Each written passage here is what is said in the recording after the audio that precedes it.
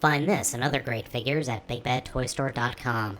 What's going on, guys? Baltmatrix here, and today we are taking a look at Warbotron Whirlwind. This is the fourth figure in the 5-figure set, and unfortunately I'm going to stipulate this review with they can't all be winners, and you'll see why here in a little bit. But overall, the look of the figure is not too bad, so let's go ahead and get into it. In robot mode, the figure actually does look pretty good, and I do like it, but there are some issues which we'll talk about here shortly. The overall color scheme works pretty well. It is very much a new version of Vortex, we'll say, and it has a nice blocky look to it. His rotor blades are actually giant swords, which I really do appreciate. They do come out. His head sculpt is quite good.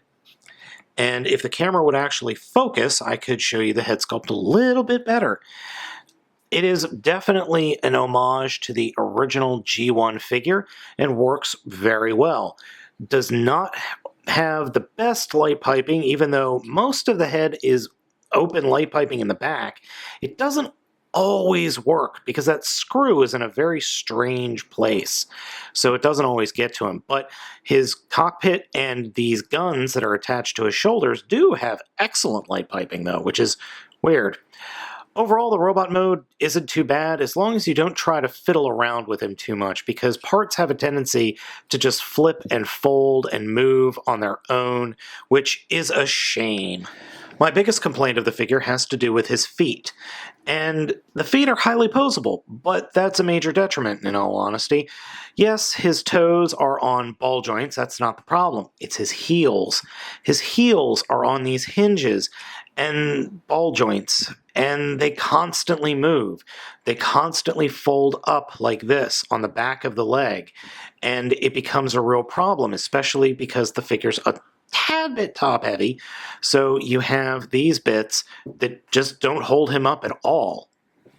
My next issue has to do with the legs, where the panels here that are on the legs and actually fold up as part of the transformation don't stay in place at all. I could just be holding the figure and he'll just slide. It'll just slip and slide right into its transformation pose or transformation spot, and really no weight was put on it. Way too loose.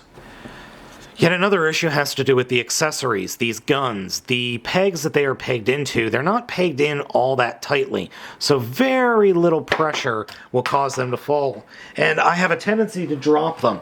That's not really an issue with the figure, more of an issue with me. I do like the look of these cannons, though. They're very nicely detailed, but getting the little handle out there is next to impossible, and you just saw me lightly tap the figure and he completely fell over. That's one of the issues I was talking about with these stupid heels.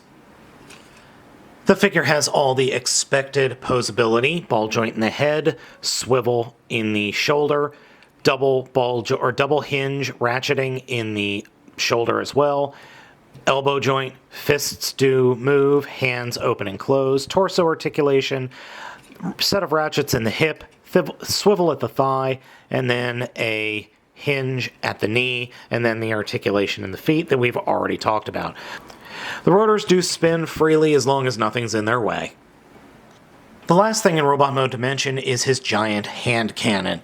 Now, this hand cannon is a little bit of a sticking point for me because, one, he really does have an issue holding it in robot mode, because even when holding it up close, it makes the whole figure unbalanced and then causes the overly loose heels and feet to make him fall forward. The other thing I have an issue with is this thing is absolutely necessary for his vehicle mode. If you lose this, or if this breaks, forget it. His vehicle mode is useless. It's completely and utterly useless, because it forms the entire front section of the vehicle mode. So the canopy actually pegs in here, and the entire front bottom section of the vehicle mode is his hand cannon in robot mode. And I really hate when figures do that. Whirlwind's transformation is pretty simple, but not simplistic, if that makes any sense.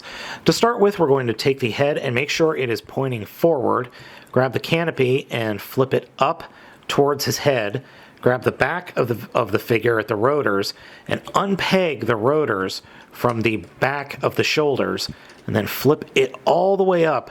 And there are peg holes here on the sides of the head that it will peg into. And you just have to make sure it's lined up and good to go.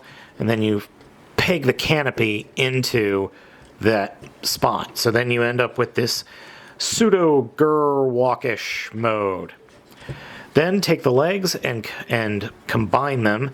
But before doing that, take these side areas by the feet and fold them out and towards the back of the feet. Take the feet and then collapse the feet together and spin them such that the heels are pointing up towards the back of the figure. Now we could grab the legs and combine them up, and sometimes this is actually easier said than done. Once you get the legs combined, you can then grab the shins and pull out, and then flip or slide these whole sections up and over the hips, like that. Next, grab these intake sections just below the canopy, and then push the legs up towards the body. Then you see these peg holes, they will peg into peg holes underneath that section. And you actually need to be a little bit forceful here because the leg section needs to snap up into the torso. And if it doesn't, then those pegs will not be able to peg into those peg holes at all, and it'll look weird. Next, we take the cannon, and as we had it transformed, plug it into the bottom of the canopy. And you see what I was talking about there? If you lose this or it's ever broken, that's going to look like the worst vehicle mode ever. So slide that up. Then open up the bottom of the forearms and flip the fists in. Sometimes easier said than done. With the fist flipped up, leave this panel open. Bend at this double hinge just above the elbow. Then bend the elbow back and peg that open flap into that open section. And then you've got the wing completed. The completed helicopter mode is pretty cool, and I actually like it a lot. My only real complaint is that the rotors have a tendency to hit the tail wing. Not much I could do about that, given all the other clearance issues the figure has, but it's a good vehicle mode, and I actually like the vehicle mode a lot.